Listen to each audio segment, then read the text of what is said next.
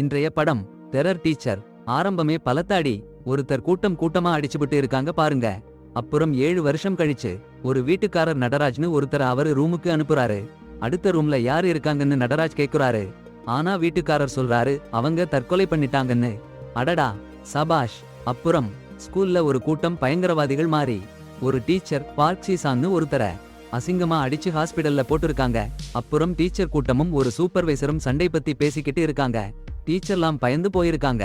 அந்த குண்டர்களை பயந்து சூப்பர்வைசர் மாணவர்கள் கிட்ட சண்டை பண்ணா ஸ்கூல்ல இருந்து வெளியே போயிடுவாங்கன்னு கடுமையா சொல்றாரு.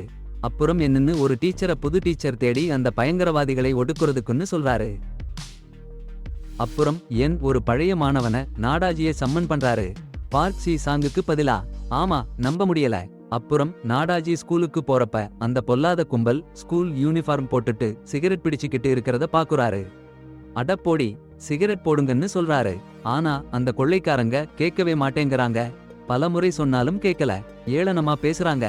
சரி, நாடாஜி என்ன பண்றாருன்னா அந்த கொள்ளைக்காரங்களை ரொம்ப அடிச்சு சும்மா வைக்கல. அப்புறம் ஸ்கூல்ல போய் பாருங்க, சூப்பர்வைசர் அவங்கள டீச்சர்ஸ்க்கு அறிமுகப்படுத்துறாரு.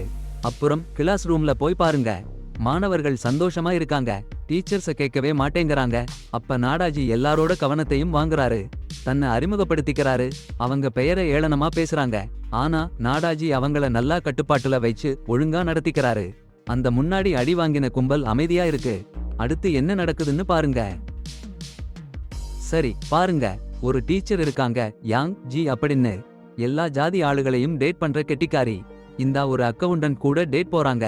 ஆனா அந்த அக்கவுண்டன்ட் பணம் இன்வெஸ்ட்மெண்ட்னு ஒரே வம்பு. யாங் ஜிக்கு பேர் போச்சு. சும்மா பேர் போச்சுன்னா சும்மா இல்ல. அப்புறம் ஸ்கூல்ல ஜின் யூன்னு ஒரு பசங்க கும்பல் நடாஜிய மேல செக்ஸ் ஹராஸ்மெண்ட்னு பேர் வச்சு சண்டை போட ஆரம்பிச்சிடுச்சு. அப்போதான் இன்னொரு ஸ்டூடெண்ட் வருகான், ஜாங் நாம்ஹூன். அவன் அந்த பசங்களை ஒரே வார்த்தையில அடக்கிவிட்டான். பயந்து போய் ஓடி போட்டாங்க. அவன் அவ்வளவு பவர்ஃபுல்லா இருந்தான். நடாஜி கேட்டான், இவன்தான் ஸ்கூல் பாஸா னு. ஆனா ஜாங் ஒன்னும் பதில் சொல்லல, போய் விட்டான். அடுத்த நாள் நடாஜி யாங் ஜி கிட்ட கேட்டான். யாங் ஜிக்கு தெரியல.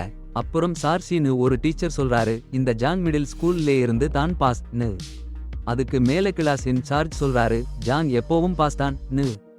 அடேங்கப்பா. அட போங்கடா, நீ ஈரென் மேல ஒருத்தன் காதல். அதுவும் அந்த பொண்ணு சொல்றா, சான்னு ஒருத்தன் வேலையை விட்டு போயிட்டானாம் அவளுக்காக. யோ, இதெல்லாம் என்னடா கதை. அப்புறம் சிர்னு ஒருத்தன் நாடாஜி கிட்ட மாணவன்கிட்டே சண்டை போடாதடா நு கடுப்பா சொல்றான். ஆனா நாடாஜிக்கு ஷாக். டீச்சர்களே மாணவனுக்கு பயந்துகிட்டாங்கன்னு தெரிய வருது. அடேங்கப்பா.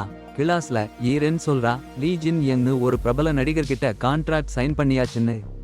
சினிமாவுல ஹீரோயினா என்ட்ரியா போறா. பயமுள்ளவங்க சாரி, மத்தவங்க எல்லாம் சந்தோஷமா இருக்காங்க. ஜியாங் கூட. ஆனா அங்கேயே ஒருத்தன் வந்து ஈரென்னு தள்ளி விடுறான். அட கடவுளே. சாங் ஆத்திரத்தோட அடிச்சு போடுறான். அப்புறம் நாடாஜி வந்து சண்டையை நிறுத்துறான். அடுத்த சீன்ல சூப்பர்வைசர் நாடாஜிய கொன்னு புடிச்சுக்கிட்டார். ஸ்கூல்ல சண்டை நடக்க விட்டானேன்னு. ஆனா நாடாஜி முழங்காலில் விழுந்து சூப்பர்வைசரை ப்ளீஸ் பண்றான். சரி, இன்னொரு வாய்ப்பு ஜியாங்குக்கு. நடாஜியும் யங்ஜியும் வீட்டுக்கு போற வழியில ஒரு குடிகாரன் அப்பாவி பொண்ணை கிண்டல் பண்றத பார்த்தாங்க. அடேங்கப்பா. நடாஜி அந்த கெட்டவனை புடிச்சு அடிச்சு துரத்திட்டாரு. அதுக்கு யங்ஜி ரொம்ப அசந்து போயிட்டா. அந்த காட்சி அற்புதம். அப்புறம் ராத்திரி அந்த 2 கொள்ளைக்கார கும்பலும் அவங்க தலையான கொள்ளைக்காரனை போய் பார்த்தாங்க. யாருட்டா இங்க பெரிய கொள்ளைக்காரன்னு கேட்டாரு. ஒவ்வொரு கும்பல்லையும் ஒருத்தன் நாங்க தான் டான்னு சொன்னாங்க. ஆனா அந்த தலைவன் அவங்களை பேய் மாதிரி கேலி பண்ணி ஒரே ஒரு தலைவன் தான் இருக்க முடியும்னு கொலைவெறித்தனமா சொன்னாரு. அப்புறம் தலைவன் போனதும் அந்த 2 கும்பலும் தலைவன் பதவிக்காக சண்டை போட போறாங்கன்னு முடிவு பண்ணிட்டாங்க. அடுத்த வாரம் ஒரு கும்பல் ஜாங் கிட்ட போய் மறு கும்பலை அடிச்சு தள்ள உதவி பண்ண சொன்னாங்க. ஆனா ஜியாங் அந்த சண்டையில கலந்துக்க மாட்டேன்னு சொல்லிட்டாரு. அடுத்த காட்சி, நடாஜி நிறைய காலம் கழிச்சு அவன் ஹைஸ்கூல் ஃப்ரெண்ட்ஸ பார்க்க போனான். அப்போ அவனுக்கு தெரிஞ்சது என்னன்னா, பாருங்க, பார்க்கிறீங்களா, ஸ்கூல் ஃப்ரெண்ட் பார்க் சாங்சிக் டான்ஸ் கூட்டத்துல சேர்ந்து இப்போ அவங்களை பயமுறுத்தி காசு பறிக்கிறான். பிசினஸ விட்டு போக சொல்றான். நடாஜியோட நண்பர்கள் அவன்கிட்ட உதவி கேக்குறாங்க. ஏன்னா ஸ்கூல்ல நடாஜி அவனை அடிச்சிருக்கான். அவனுக்கு நடாஜி சொல்லாத பயம். ஆனா நடாஜி உதவி பண்ண மறுக்கிறான். அவன் கவலைப்பட மாட்டேன்னு சொல்றான். அடுத்த நாள் ஸ்கூல்ல அந்த கும்பலோட லீடர் ஜியாங் கிட்ட ஒரு படத்தை காமிச்சு பிளாக்மெயில் பண்றான். அவங்க கூட்டத்துல சேர சொல்லி மிரட்டறான். வேற கும்பலை எதிர்த்து போராட சொல்றான். ஜியாங் வேற வழி இல்லாம சம்மதிக்கிறான். இத கேள்விப்பட்ட நடாஜி ஜியாங் கிட்ட போய் சண்டையில இறங்காதேன்னு சொல்றான். கஷ்டம் இன்னும் அதிகமாகும்னு எச்சரிக்கிறான். ஆனா ஜியாங் முடிவு பண்ணிட்டான். நடாஜி சோர்ந்து வீட்டுக்கு போறான். வழியில அவன் அப்பா சந்திக்கிறான். அப்பா அவன் மேல நல்லா கடுப்பா இருக்கான். அப்புறம் நடராஜ் ஆசிரியர் வேலையை நல்லா பண்ணணும்னு கட்டாயப்படுத்துறாரு.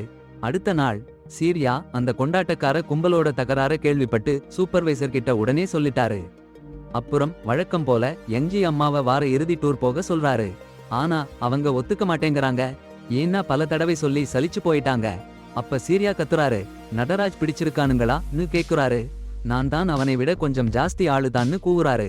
மாணவர்கள் எல்லாம் பார்த்துக்கிட்டே இருக்கிறப்ப யங்ஜி அம்மா வெட்கப்பட்டுக்கிட்டு போயிடுறாங்க. சீற்றத்துல நடராஜ் வீட்டு முன்னாடி போய் நின்னு நட்சத்திரம் பார்க்க வர சொல்லி மெசேஜ் பண்றாங்க. நடராஜ் உடனே சம்மதிச்சுட்டாரு. போற வழியில யங்ஜி அம்மா அந்த கொண்டாட்டக்கார கும்பலோட தகராறுக்கு நடராஜ் வருவாரான்னு கேக்குறாங்க. அப்ப நடராஜ் அவருடைய கடந்த காலத்தை சொல்றாரு. ஸ்கூல்ல எல்லாரையும் அடக்கி ஆண்ட ராஜாவா இருந்தேன்னு. அந்த நேரத்துல அவன் ஒரு மாஸ்டர் அவனை நல்லா வழிநடத்தினாரு. அந்த மாஸ்டர் கொஞ்சம் கடுமையானவருன்னாலும் இப்போ அவனுக்கு தன்னோட கடமையை செய்ய நேரம் வந்துருச்சு. அதே சமயம் ஜாங் ஈரென் கூட சினிமா போயிட்டு வர்றாங்க. வருற வழியிலேயே ஈரென் ஜாங் கிட்ட நான் பிரபலமா ஆனா உங்களை என் மேனேஜர் பாடி கார்டா வச்சுக்கலாமான்னு கேக்குறா. ஜாங் அவளை ரொம்ப பிடிச்சிருந்ததால உடனே சம்மதிச்சிடுறான். சனிக்கிழமை 2 கும்பலும் சண்டைக்கு வந்து சேர்றாங்க. அதே நேரம் சார்ஷி சூப்பர்வைசர் ஸ்கூல்ல சண்டையோட நிஜமான ஆதாரங்களை எடுத்துட்டு போக ரெடி ஆயிட்டு இருக்காங்க. ஆனா போறதுக்கு முன்னாடி ஸ்கூல் ஸ்டோர் ரூம்ல போய் சேஃப்டி கிட் எடுக்கலாம்னு போறாங்க. அங்கே மிஸ் யங்ஜி என்னின் அவங்கள பார்த்துட்டு வெளியிலிருந்து லாக் பண்ணிடுறாங்க. கொஞ்ச நேரத்துக்கு அப்புறம் சூப்பர்வைசர் ஒரு காவலாளியை கூப்பிட்டு திறந்துவிட வச்சு அவங்க 2 பேரும் சண்டை நடக்கிற இடத்துக்கு ஓடி போறாங்க. இரு இடங்கள்லயும் ஏற்கனவே படுத்து வச்சிருந்தாலும் 2 கொலைக்கார கும்பலும் ஒண்ணுக்கு ஒண்ணு அடிச்சு புடைச்சாங்க. கொஞ்ச நேரத்துல நடராஜ் வந்து எல்லாரையும் நின்னு போறன்னு கட்டளையிட்டாரு. ஆனா ஒரு கும்பல் தலைவன் சண்டையை நிறுத்தாம தன் டீம்ல இருக்க டோங்கிய நடராஜ் மேல அனுப்பி வைச்சான். அதான் 2 பக்கமும் கொதிச்சு போய் ஒண்ணுக்கு ஒண்ணு அடிச்சு கொன்னாங்க. பேக் ஜூஹான்னு ஒரு கும்பல் தலைவன் கல்லெடுத்து நடராஜ் மேல வீச போனான். ஆனால் ஜியாங் நடராஜ் பக்கத்துல நின்னு பேக் ஜூஹானை ஒங்காரன்னு எட்டி உதைச்சு தூக்கிவிட்டான். அப்புறம் நடராஜ் ஜியாங் சேர்ந்து மீதி கும்பல் மேல வெறிகொண்டு அடிச்சாங்க. ஜியாங் எல்லாருக்கும் எச்சரிக்கை பண்ணினான். ஆசிரியரை ஒரு விரலை விட்டா நான் விடமாட்டேன்னு. அந்த நேரத்துல சூப்பர்வைசர் மிஸ்டர் சி அங்க வந்தாங்க. மாணவர்கள நடவடிக்கைய ரகசியமா பார்த்து சாட்சியா எடுத்துக்கிட்டாங்க. ஆனா அடுத்த நாள் காலையில் என்ன ஆச்சரியம், எல்லா மாணவர்களும் ஒன்றாக கட்டிப்பிடிச்சுக்கிட்டு நண்பர்களா மாறிட்டாங்க. நடராஜ் அவரு வேலைய முடிச்சிட்டாருன்னு பள்ளிக்கூடத்தை விட்டு நிரந்தரமா போயிட்டாரு. ஆசிரியர்கள் எல்லாம் ரொம்ப சோர்ந்து போயிட்டாங்க. போறதுக்கு முன்னாடி சார் அவருக்கு நன்றி சொன்னாங்க. பள்ளிக்கூடத்துல நடந்த கலவரத்தை அடக்கியதற்கு நன்றி சொன்னாங்க. நடராஜ் சிரிச்சுக்கிட்டே போயிட்டாரு. அப்போ எல்லா மாணவர்களும் வெளியே வந்து நடராஜ் கிட்ட போகாதீங்கன்னு கெஞ்சினாங்க. ஆனா நடராஜ் பின்னால திரும்பி பார்க்காம போயிட்டாரு. அப்புறம் என்ன நடந்ததுன்னா அவரு அப்பா கிட்ட சந்திச்சாரு. அப்பா அவன் மறுபடியும் தகராறில இருந்தானான்னு கேட்டாரு. நடராஜ் என்ன பதில் சொல்றதுன்னே தெரியாம கிடந்தாரு. ஆனா அப்பா அவரு வேலையை பாராட்டினாரு. கிண்டல் பண்ணல. அதுலதான் சினிமா முடிஞ்சு போச்சு. இன்னும் நிறைய அற்புதமான படங்கள் உள்ளன. கேள்விப்பட்டதே இல்லாத படங்கள்.